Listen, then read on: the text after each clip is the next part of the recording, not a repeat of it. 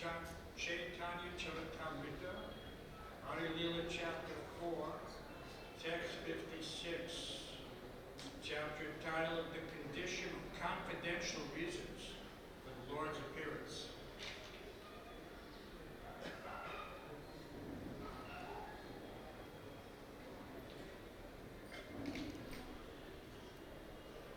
Rādhā Krishna Eka ātmā dui deha dhari.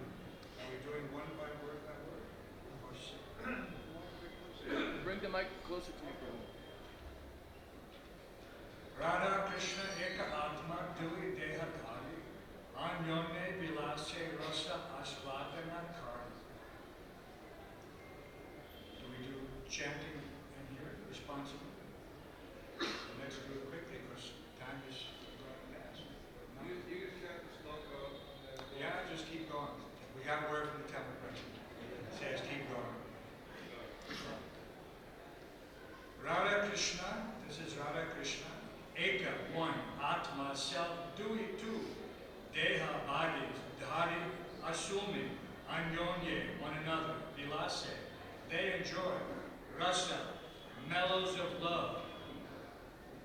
Āsvādana, kari, tasting.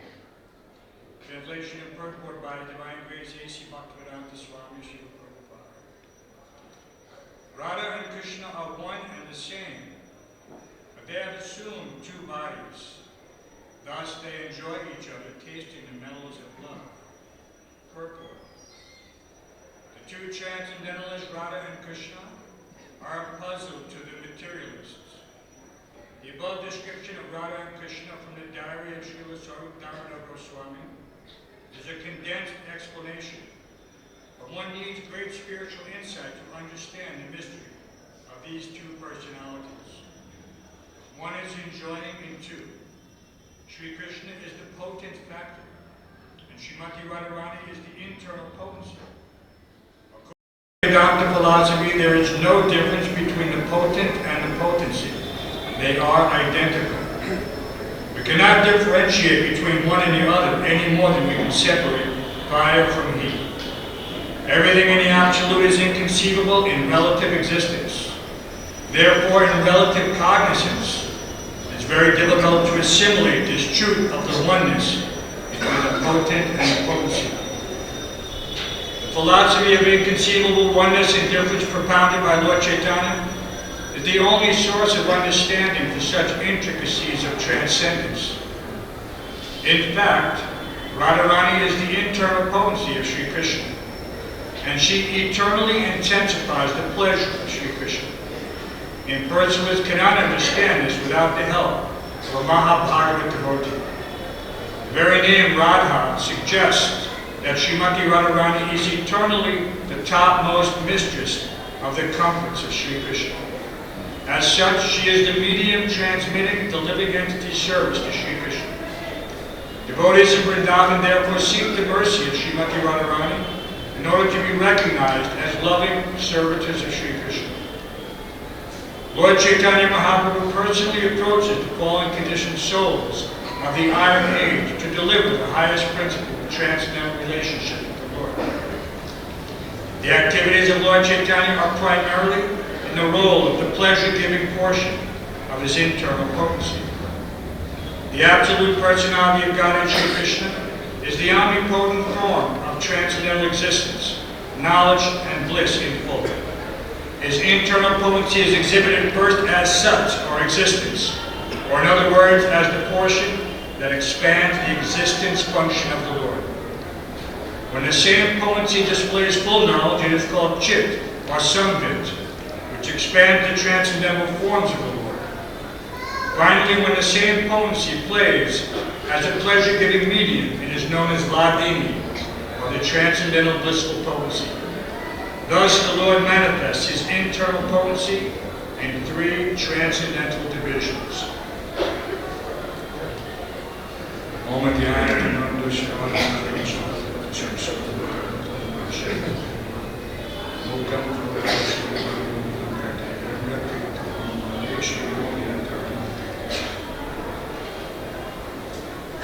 Translation again.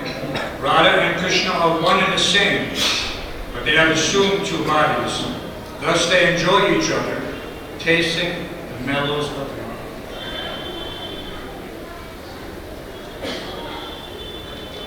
It seems that in Krishna Balaram Mandir we have the topmost fortune. We have an altar unlike any other, where we have the various tattvas manifest to our vision and unmanifest as well. And then we have the Guru Ashraya, we have the Panchatattvamakam Krishna, Bhakti Rupa Sarupakam, Bhakti Avatar, Bhakti Akam, Mani Bhakti Shaktikam. We also have the most merciful Lord Chaitanya, who is giving us something that is Namo Mahavadanyaya Krishna Prema, inconceivable, as described here, unknown to the materialists. Naham Prakasha Sarvasya Yoga Maya Samagata. So in this particular area, in this particular place, this transcendental abode of Śrī Vrindavan, there is no covering, and everything is actually revealed. That term was considered, one definition is Vasudeva, or Vasudeva. It's Vasudeva Bhagavati bhakti-yoga pariyojita janayat āsvādana jnanam chaya. That everything is possible. And just because of this surcharged atmosphere, where there is nothing material, nothing, of course, this is according to our vision. Those of us who have had the good fortune of spending any time in Vrindavan have seen the changes. And some people will come and say, oh, Vrindavan has changed so much.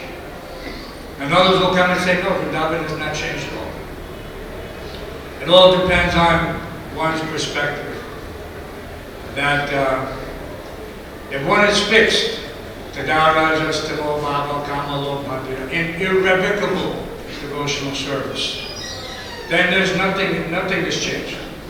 From the first day of his realization, he sees everything exactly the same, devoid of any tinge of material contamination.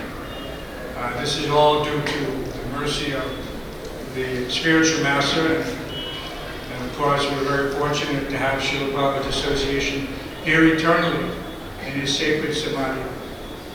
So this is not an ordinary place. Prabhupāda's home, often he said that Mayapur was his place of worship. But for us, our place of worship is Śrī Vrindavan. Because here, everything is there. Śrīla Prabhupada is here. Our beloved Krishna Balaram, Radha and Kṛṣṇa here. So everything is here. There's no loss, no lack. And so therefore we find great comfort in just being in Vrindavan, or thinking that we're in Vrindavan. Because ultimately it is a state of mind. Prabhupada said, wherever you go, your mind goes with you. And as far as he was concerned, he said, I've never left Vrindavan. And so we have this opportunity to see through Śrīla Prabhupāda's transcendental vision, his service and separation, our service and separation. Soon everyone will leave Vrindavan down and go back to their respective Prabhupada Desh.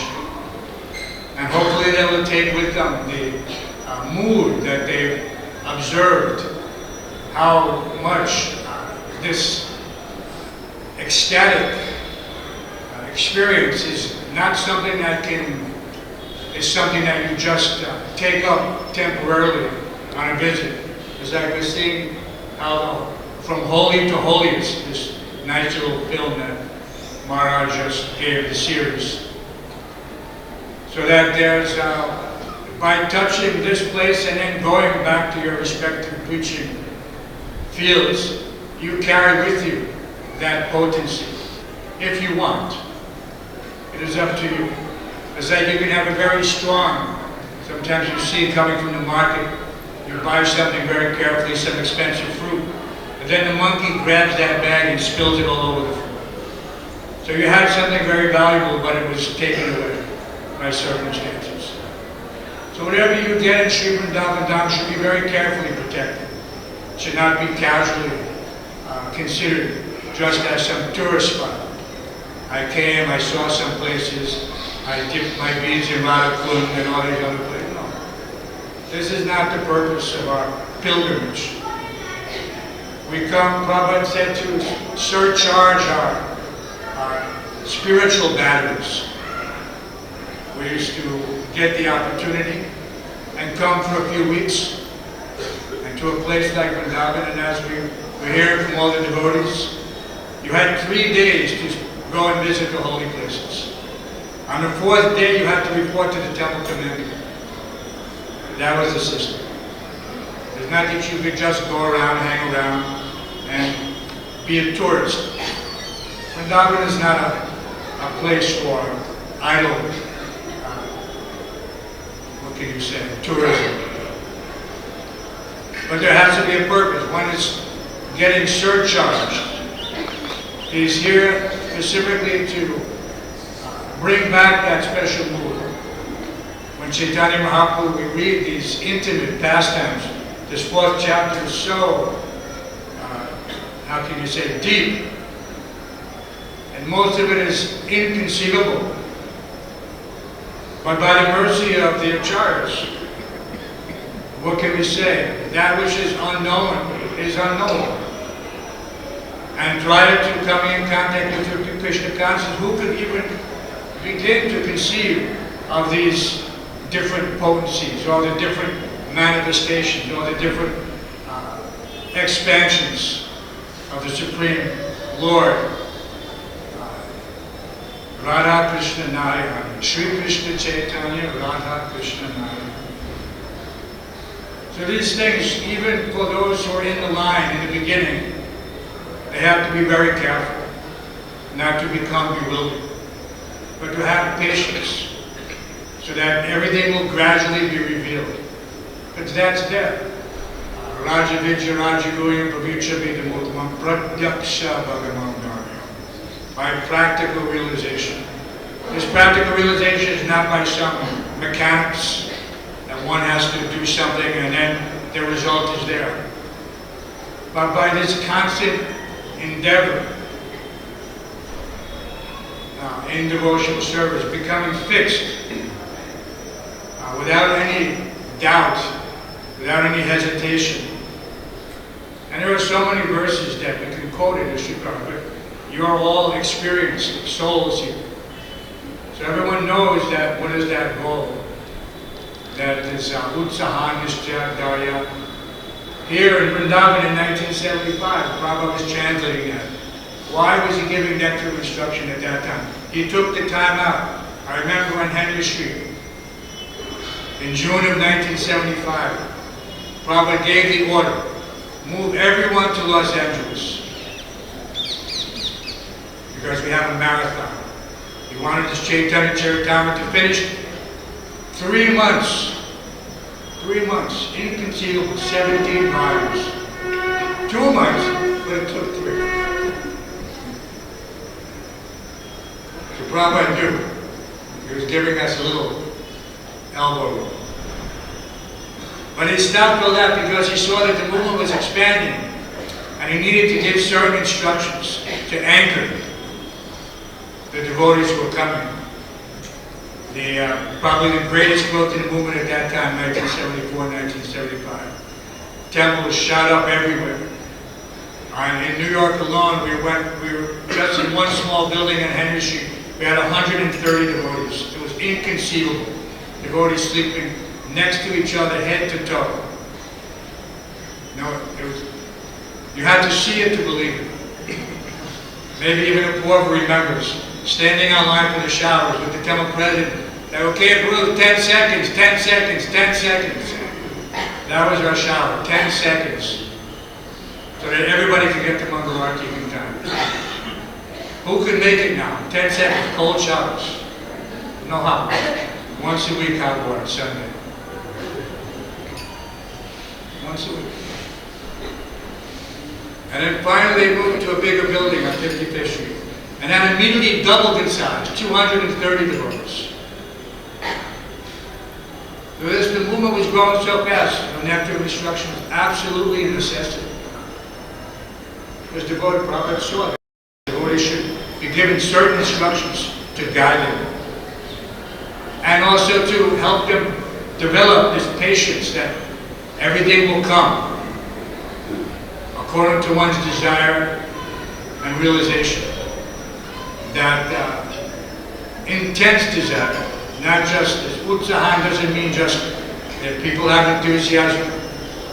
We see that sometimes we read about the gopis, how ecstatic, excited they were, that they were putting their garments on, the top on the bottom on the top. We think, how is that? But you see that even in the material world, there are people who go crazy for these, whatever they're, rock stars, this and that, the other. People screaming, standing in line, tens of thousands of people. So what is the difference? This is the exact perverted reflection. The gopis have the highest desire to please the Supreme Personality of Godhead, and these other people have thrown themselves at the feet of these materialists who are just playing some music. How convoluted everything is. But the example is there. They're doing exactly the same thing. So what is the difficulty to understand how the gopis are feeling these intense, concentrated emotions? Difficult for us to understand. But everything is there if we see it from the material examples. And we just have to be patient. We don't have to go, in the old days, some devotees were thinking, let me go sneak into Nidubar and sleep overnight. We're a little foolish. That's what they thought. Let me try to do this. But they say anyone who does that overnight, he becomes what? Pagal. He becomes pagal, crazy. But the devotees were challenging like that. No, we want to see. We want to see now. No, but you cannot. You have to be patient. Everything will be there. And our example, of course, is His Divine Grace, A.C. Bhakti-Vedānta Swami Prabhupada. He was the embodiment of this highest realization. We saw in him giving to us something. How tedious it must have been one time on a hot mic moment. Does anybody know what a hot mic is? You think the microphone is off, but it's still on. Right? And Prabhupada, someone was asking a question. And Prabhupada, in his frustration, he said, like washing coal. Like washing coal. When you wash coal, what happens? It simply becomes blacker and blacker. So he's talking about us. This was his labor of love and offering to his spiritual master. Because yes, we were so, how can you say, rowdy. Americans are rowdy. We're not very cultured. But Prabhupada tolerated us. For the 1976 Rādhā, we can give a plug, and why don't you go to online. Next year is the 50th Golden Jubilee of Prabhupada's ride down Fifth Avenue, the culmination of his preaching in the Western world. Down Fifth Avenue. And the devotees who've been with Prabhupada for years, like Jananda, Jambavan, Yogesh Chandra, all these devotees, they labored so hard to make Prabhupada's dream come true. So everyone had a part to play. And everyone's name is there recorded. And Krishna knows all these things. Because he sees everything. So, just patience. Doesn't require anything else. Utsahan is dhari. If one is simply desires to know more and more, then he has to just simply try to see how Śrīla Prabhupada did what he did in a very measured way. There was nothing irrational or impetuous. Everything was done very smoothly. What is that book, Lifetime in Preparation? So we have the example. Somebody's thinking, no, I want this. Like, they were relaying that story about the devotee who came to Prabhupada and said, I want your blessings to find a real, a genuine guru. how foolish that person was. Many years later, when I was building Prabhupada Samadhi, that person came, because he's our godbrother. So he came and he was there, and he's wearing his long hair and his karmic clothes. I said, Prabhu, what do you do? He said, oh, I'm at the Research Institute. Because that was the place they all went to research, Vrindavan Research Institute. Is that still there? Vrindavan Research Institute? Yeah.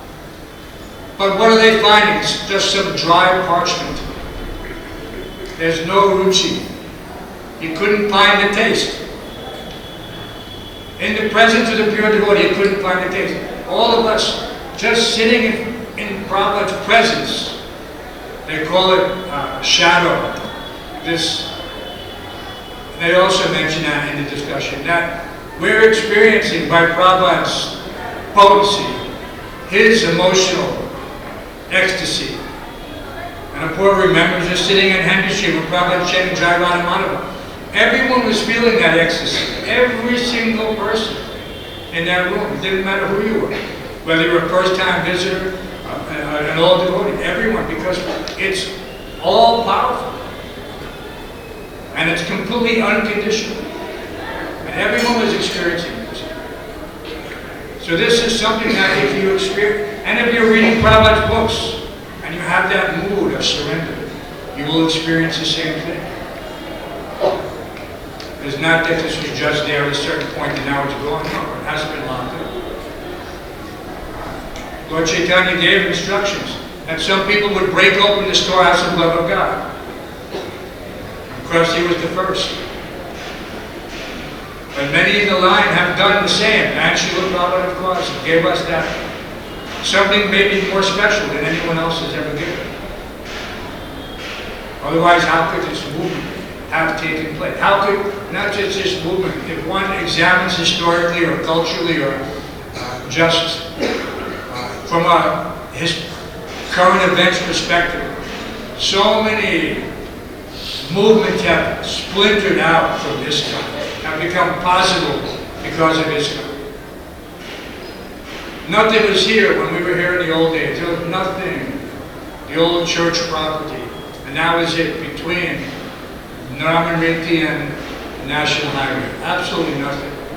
Of course, it was nice in one sense. There's some nostalgia there, but that nostalgia is just what it is. It's a sentiment. In exchange, Prabhupada has brought so many millions of people to Vrindavan, a place where no one would go. The rickshaws wouldn't go. The Tongas wouldn't go. Nobody would come. Because why? Not just because they're afraid, because they're not going to get any passengers or back also. It's a one-way ride. These guys are all businessmen. But this is such a... So we've had such a wonderful festival celebrating the opening of this temple. It's unique. It has such in itself a personality.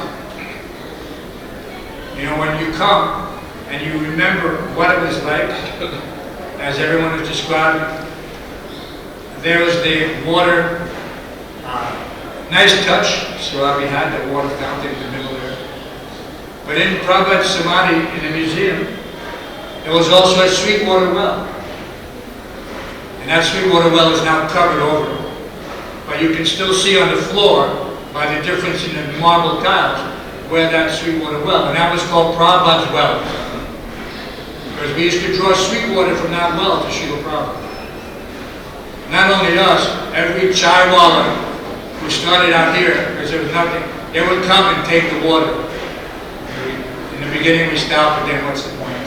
Couldn't stop. They come in and they take tea. Everybody wanted that sweet water from Prabhupada's well. There's so much history here. If you know someone who was there, you ask them about these different things. What was there at the time? We actually used to have a sandstone covering over the well, so that we could open it at times and clean it, and still draw water. But people thought it was a samadhi, and they would circumambulate it and touch it and pay obeisances to it. It was just the well cover. But we see in Vrindavan, everything is worshipful. I was joking to one devotee on the path outside when you go out gate, this particular gate. Why don't you go to, what's that gate back? Gate 3, right? Gate number 3 is the back gate. Somebody had taken out a floor tile, one of those fleur-de-lis triangular floor, and they put it on the ledge of the railing, and they put a garland out and put kumkum on it, and people started worshiping it. This was just a few days ago when I came to it. A new deity has manifested. Some sadhu has walked on it for sure, all these devotees, but this is just the thing. Everything in Vrindavan is worship. This is just this. I took a picture just so people would not think we were making it up.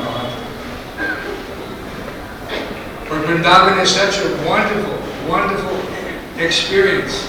And you can't just leave and think, okay, now I'm going back. No, you have to take it with you. And you have to share it with everyone. You say, yes, I was so fortunate I was able to stay for 5 or 6 days in Vrindavan. Who knows if it's my last time? Some of us are thinking like that. We were here for the 40th. And then we heard the announcement, oh, 50th anniversary. Okay, we have to go because hard to say, not many of us will be here for the 60th, for sure. So we should come. So this is, you know, in one sense bittersweet, but at the same time, it's because it's Vrindavan, and every desire is fulfilled. And so those who are holding their desires to please the spiritual master, expand Śrīla Prabhupada's mission to serve the deities nicely, if that's his mood and motivation for coming to Vrindavan, then he will undoubtedly be a success. And gradually all these intimate pastimes, all these 277 intimate verses in the 4th chapter will become revealed to him.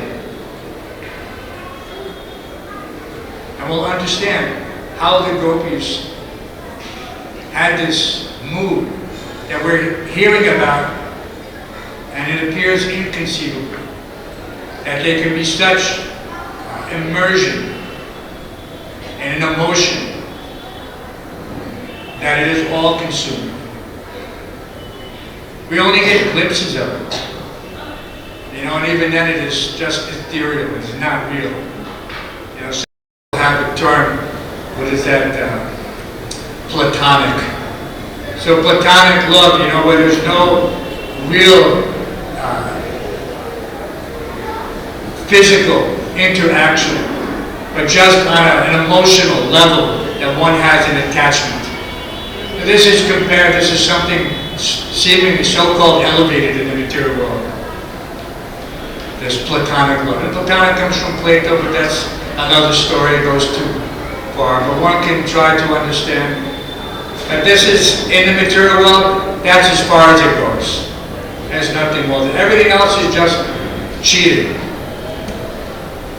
You know, there's no such thing that having this, that type of relationship where everyone simply wants to satisfy the other party without any so-called reciprocation, requested reciprocation.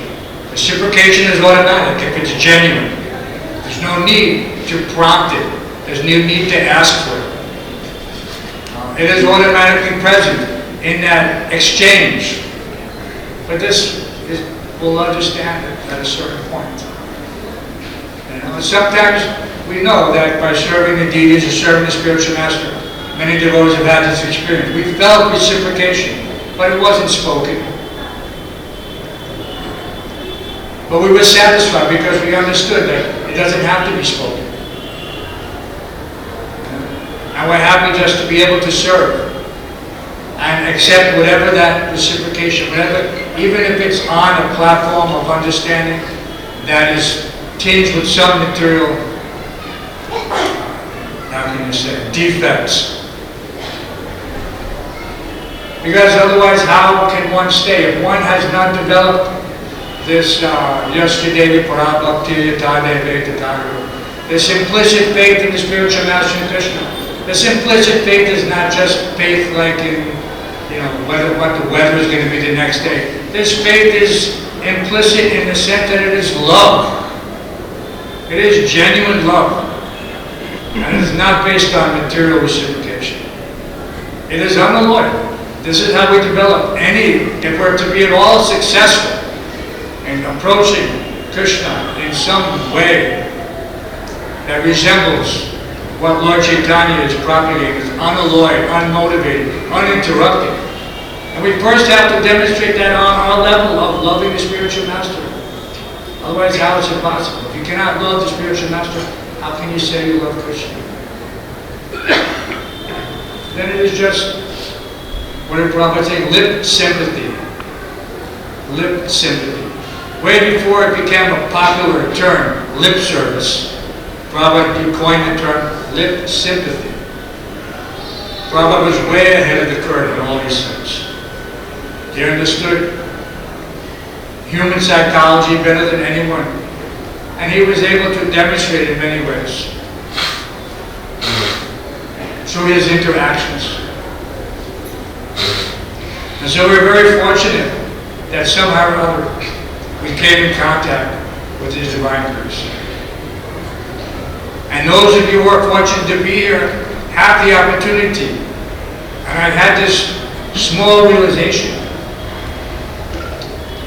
And anyone who's living here has had the same. It's not unique to me. But that I am in constant, if I want, again, it's all up to you. First deserve, then desire. At any time you want, you can go to Śrīla Prabhupada's Samadhi and you can personally ask him that please engage me in your mission.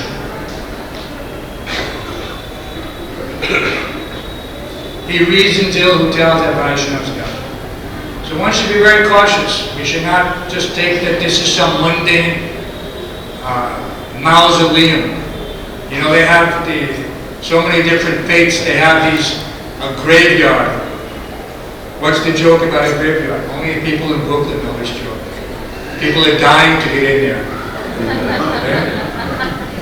That's a graveyard. So we don't. It's a ridiculous testimony to the futility of material life that people want to extend their so-called legacy by an epitaph. You know, some pithy saying, here lies so-and-so. He wishes he were alive. It's just a joke. And so even in India they have these sarcophagus, Muslims specifically, they make every so-called Sufi saint a holy place. But they're not. They're nothing. They have no concept of samadhi. And so, but we have here Prabhupada's eternal samadhi.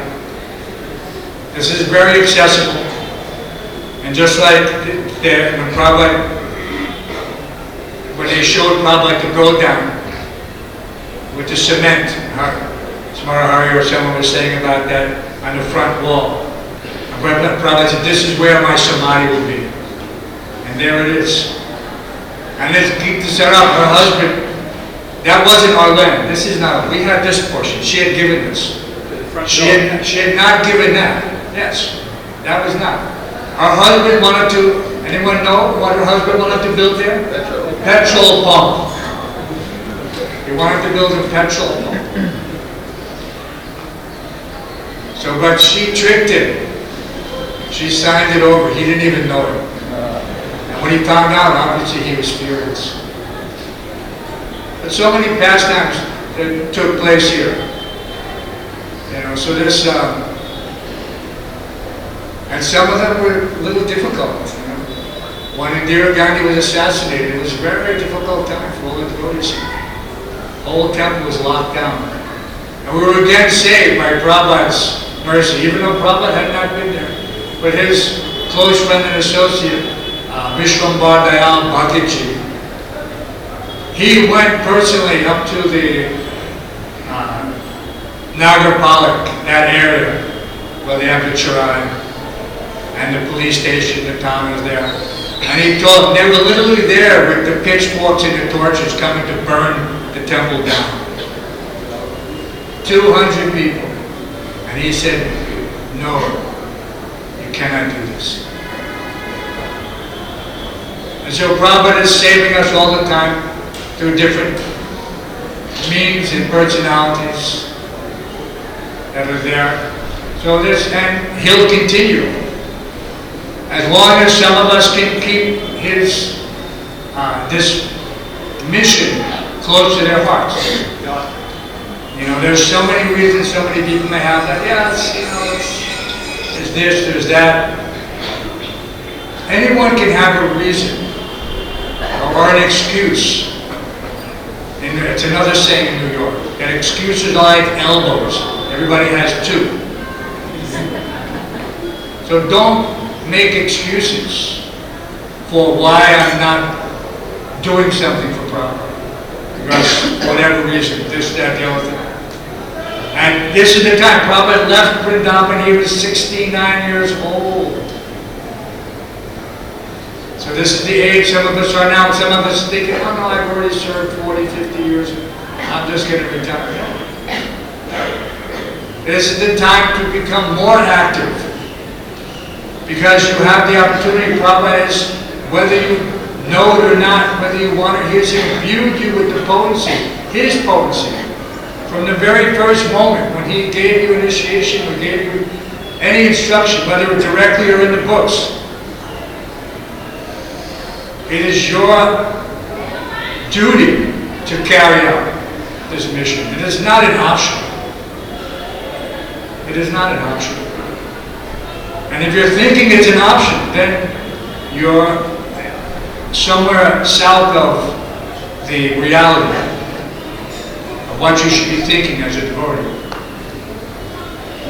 This, that verse of I Pungsam Parodama, the Toba Ahoy Tekiya Pratiyaka. Ahoy Tekiya. This is such, and it's repeated, it's essential. It's not an option. One has to take it up. But somehow or other we're thinking, oh, when I'm old, okay? Now you're old. We're all here. So now is the time. Find a way, somehow or other, to go and spread the mission of Lord Chaitanya. Whether it's by your memoirs, that can be there, but your personal association is much more potent. People may or may not read a book, but we have practical experience that by doing Harinam Sankirtan in any city in the world, it doesn't matter where, even a sleepy town like Gainesville, Florida, which Prabhupada said was so far from the birthplace of Chaitanya Mahaprabhu. So far from the birthplace of Chaitanya Mahaprabhu. There now is the largest community outside of India. And how did that happen? It happened by Harinam Sankirtan. That's all. Simple thing, Harinam Sankirtan. The devotees are still going out every weekend to chant the holy name. Because that is the order. Nagaradi, that is the order. And if you do that, the results will be there. In New York, the temple was practically closed. The Harinam was reinvigorated. And immediately the temple filled up. All new devotees. These are people who are all, we used to joke, never trust anyone over 30. Now everyone in the temple is under 30, except for a few old cadres. Alright, so this is what's happening now. If you want it to happen in your area, you just have to implement Harinam Sankirtan, book distribution, Transcendental Sunday Love Peace. The devotees are coming. You build it and they will come. So many devotees have come in the last couple of years. We don't have room. We're building duplexes within the temple. Our Sankirtan party, very, very resourceful. The ceilings are 12 feet tall. So they split the room in half. Because the doors are 7 feet, you can't change that. So one level is 7 feet, you walk in, and then they have a 5-foot level, and then they have a whole section of devotees, like we used to sleep in Henry Street on the floor. So this is the concentration, packed devotees. You can have 20, so now we have to have this much, at least 10, 15, 20 devotees in a room. Again, like the old days. So anyone who wants to experience that nectar, they can come and spend some time in New York. And they can relive the glory days of the old temples. And just, of course we won't restrict you to a 10-second shower. But it is a pretty quick shower because there's a lot of devotees. Everyone wants to go to Bhagavad-Gita. There's no what they call Hollywood showers. No one can take a Hollywood shower. You know, so you're restricted. You know, it's got to be a minute or two and then you're done. And then, so we're very happy to accommodate those who are enthusiastic, they want to preach.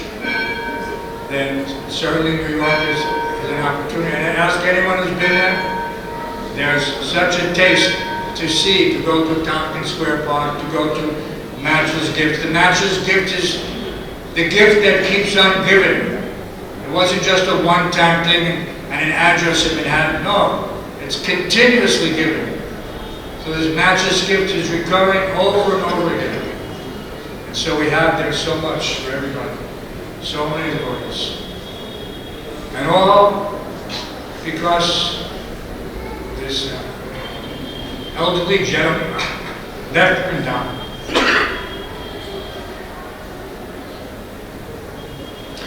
Therefore, all of this is possible. So don't think that you should just sit idly. You know, this, I've seen what happens if you become retired immediately. And I'm not trying to scare anybody. Early onset dementia.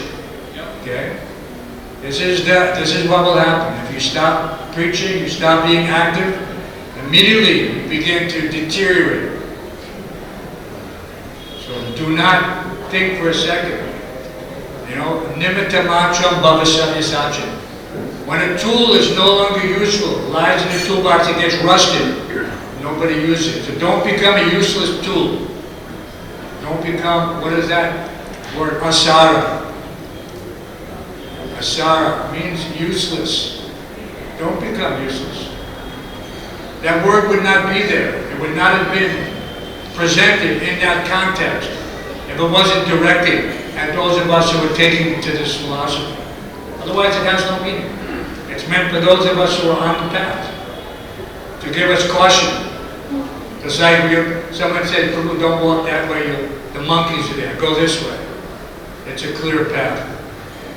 And so we have a clear path, following in the footsteps of the 6 Goswāmīs and ultimately in the footsteps of Śrīla Prabhupada. So we have to do this. You know, the mission is not over. This is the key. The mission is not over. And what happens is Maya will put a layer of complacency over the society to make me think that no, we've reached our maximum capacity. No. We can't do anything more. No, that's Maya. When you think that there's nothing else to do, no more innovation. And we're seeing just let the system, when these young people join, we give them enough opportunity to express themselves within the parameters of Prabhupada's books. And we monitor them. This is, obviously, we saw that Prabhupada did that with us. We're coming up with certain things like spiritual sky.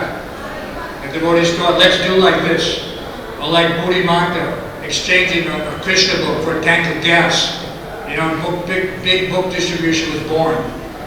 All these things had a seed. So that seed, that beach, is repeated constantly. You just have to look for it and see where, and then you have to nurture it. But if you're not in that environment, then you won't see it. If you're not actively looking for it, then it won't appear. You'll ignore it. So we're actively looking for it. We're looking at the young people who are coming. What do they want to do? What can they do? What are they good at doing? And we're engaging them. And so this is our hope for the movement, that it will continue to grow, and that that Vrindavan will continue to be a place of pilgrimage for all of ISKCON, now, past, present, and future, so that they can always come and get that surcharged, intense boost. You know, everyone's always concerned in the material world. Everyone's always looking for some material thing, you know, to surcharge their whatever, whether it's coffee or Red Bull or this. Everybody's always looking for something. So this is Vrindavan Dham is the devotee's boost. You come here, you get surcharged, you go back refreshed and infused with spiritual enthusiasm to go back and preach. That's what Prabhupada wanted. So I know that the class is a little short because they're very nice trail. And hopefully some of you have been to these places. They're very wonderful. You go out seeing not just a few things, just seeing Vishnu Kanchi and Shiv Kanchi brought back memories. So beautiful, these places. And you go there and you can feel the antiquity. And you know that Lord Chaitanya has been in these same hallways and touched these same pillars. You know, it's amazing to be there. But that's Bharat, Vrindavan, and the whole area has so many of these areas. I was just remembering, everyone knows Jaipur, but how many people have been to Gultaji? Who's been to Gultaji? Of course, 2, 3 hands. Yes, few people. Gultaji is where the Baladev Vijayabhushan or Govinda Bhasya. It's an ancient ashram. They have these funny names in India. And it's in this location. It's called Transport Nagar. Transport Nagar. You know, so all those trucking companies are there. And you go up there and there's a gold mukh on the top of a cliff. And the pure fresh Ganges water is pouring out of this. And it's a beautiful, we used to jump off that cliff 20, 30 feet down into this crystal clear pool. So it's a bit of a hidden gem. If you don't know it, I advise you at some point to go and see the place where the Srimad Bhagavatam commentary was spoken, the Baladev Vijayabhushan, Govinda Bhasya. You can take a dip in that holy pool there, and all the holy rivers are coming out of that gold mukh. Of course, they say the Ganges, but everything is there. Beautiful place. So take the time to go to these, not to be a tourist, but to just go and see. This is our heritage, Govinda Bhasya. This is our heritage. And so many other places like that. Still some secrets. I saw from here only a few people. I'm surprised. Only the real old veterans. Any questions or comments? Oh, Purport first. He's not so old, his hand still works. Stirring that pot of halva. I remember that halva. Some realizations that came forth while you were speaking. Most notably, I've seen you over the years, 55, dedicating yourself to the 2 major projects that Śrīla Prabhupada wanted to happen. That's Vrindavan and also New York. How you came and built that. Śrīla Prabhupada Samadhi with a lot of blood, sweat, and probably a few tears. And I just really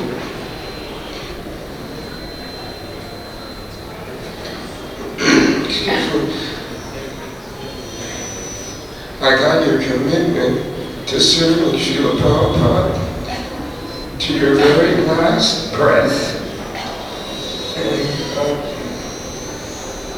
I want to thank you for all your wonderful service and how you made a difference today for me in the process of, not quite dementia, but inspired me to get back on the running board to serve in any capacity possible. And thank you so much for all your service over the years. It very much inspired me. Thank you. Thank you. Purport ki jai. Archita Prabhu is a Henry Street prime resident. Hare Krishna, thank you for the wonderful presentation. I just wanted to say that this discussion on New York is not just a shameless plug because he's the president there and he wants people to come and help. I've been telling everybody that I meet here that just as every good Muslim has to go to Mecca at least once in their life, every Hare Krishna has to go to New York at least once to see 22nd Avenue, to see that tree in Tompkins Square Park. Everywhere that Prabhu said go to speak. I was very fortunate. I joined in '73 and Prabhu came just that very month and I got to hear him speak. And I knew right away, here's my spiritual master. But Prabhu's presence is still there all over New York. What to speak of Fifth Avenue, as he was telling you, next year, celebrating the 50th anniversary, it's actually the 51st. This year is the 50th, but just to make it easy, 76, 2026. Yeah, 2025 is actually the 50th. But to make it easy for everybody to remember, we'll say 2026. So everybody will come and leave, walk down Fifth Avenue and Prabhupada rode on that chariot. Hare Krishna. Yes, Prabhu. Like the original Vaikuntha players. Thank you. I have a comment and a question. The comment was that Prabhupada said during one talk in Gainesville, he said, so I have come to this remote part of the world. Because for him, they come all the way from Delhi, and then it was a 2-hour or 2.5-hour drive from Jacksonville to Gainesville. So to him, it was definitely a remote part of the world. And the other question, I never really understood about how there is nothing like unreciprocated love in the material world without any selfish love. Prabhupada said the closest thing to it is the love of a mother for her. She's not expecting anything. But sometimes people give something just out of the goodness of their heart, or, and of course they get some happiness, and what goodness is happiness, or just as an appreciation, a recognition. So Prabhupada says it must be true, but I really never quite understood it. I think, and thank you for the question. What was the question? The question about whether or not such a thing as love without reciprocation exists. But we've seen that there's different types of reciprocation. It doesn't have to be on a physical level. Now we alluded to it, the term platonic. But platonic denotes a sort of a neutral appreciation. Whereas our love for Prabhupada, I would say that our love for Prabhupada is purer than a mother's love for a child. We're not expecting the mother, we don't look to Śrīla Prabhupada simply to console us or to nurture us. What he's given us is so great that any intelligent person has that sense of gratitude, the attitude of gratitude. And that gratitude is the seed of unalloyed love. Because we're not expecting it, at least for my case, I'm not thinking that Prabhupada, you're going to take me back. I'm not asking him, Janma Prabhu said. They're saying, our acharyas are saying, that birth after birth, I don't want anything. I'm not looking for anything. They're telling us how we should understand what our mood should be. And I'm ready to surrender life after life, birth after birth. I have no desire. I don't desire nadanam nasundari, or birth after birth. Not just in this life. And I think those of us who have come to this point, they already realize this. We're not looking for anything, except to somehow or other please Prabhupada. So this is hopefully that next generation will have a similar dedication and realization. That through the agency, through the transparent by medium of their mentors, that they will have access to this deep affection that Śrīla Prabhupada spread out, he didn't just reserve it for his immediate disciples. Just like he said, these books are the law books of all mankind.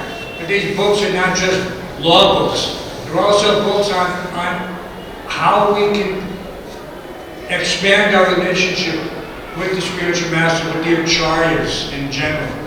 But, or in our circumstances with Prabhupada specifically.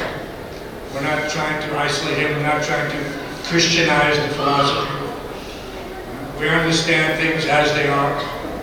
But yet, we have access historically in just one generation. This proximity gives us a certain, as like Prabhupada said in New York, I remember in one lecture on 55th Street, he said that the grandfather sometimes is more merciful than the father. So right now, in many cases, Prabhupada is everybody's grandfather. First he was our father, now he's everyone's grandfather. So the access is still very close. And everyone should take advantage of it. Don't minimize it. I remember Bhagavad-Gita said, we have those nice little lecture boxes, those little MP3 players. And on the cover, Bhagavad-Gita says, I advise all my disciples to listen 99% to Śrīla Prabhupada and 1% to me. 99% to Śrīla Prabhupada. So Prabhupada is so accessible. Why would you ignore? Why would you think, well, I don't want to jump over the head? Because Prabhupada did confirm, but this is not like that. This is not jumping over the head. Śrīla Prabhupada is the founder of Acharya. There's no disloyalty or disrespect. And actually, everyone, at least in my estimation, I would see that those mentors would be more than happy to have the disciples listening 100% of the time to Śrīla Prabhupada. But that's my perspective. Any other questions? Right behind you. Hare Krishna. Hare Bol. I remember when I took to Krishna consciousness through the books of Prabhupada, I became a life member. I had no idea what Prabhupada's transcendental form is. I never thought it was a Gopa or Gopi or anything like that. For me, the understanding is very simple. Prabhupada is the founder Acharya of the International Society for Krishna Consciousness, which is spreading Lord Chaitanya Mahaprabhu's transcendental mission. And it will culminate in developing love for Krishna. So, when I first, after the initiation, went to Hyderabad, and there was a song played, Guru Vastaka prayer. And suddenly I heard the song, Nikunja Yono Ratikeli Siddhaya Jayali Bhimute. So the translation, I was surprised that Prabhupada is serving here and he is also serving there, both the places, in Sadhaka Deha and Siddha Deha. So I was wondering, what did I do to deserve all these wonderful things? I had now no clue that I was looking for spiritual life, or spiritual master, but everything just came like a given. One was very fortunate. So Prabhupada's mission is forever. It continues ever. And we have to emphasize, as you said, Gopal Krishna Maharaj quote, 99% Prabhupada's lecture, 1% from his own lecture. That's what we do every day morning. We are hearing, when we worship the deity, we play a nice tape of Prabhupada's lecture, and we are happy with that.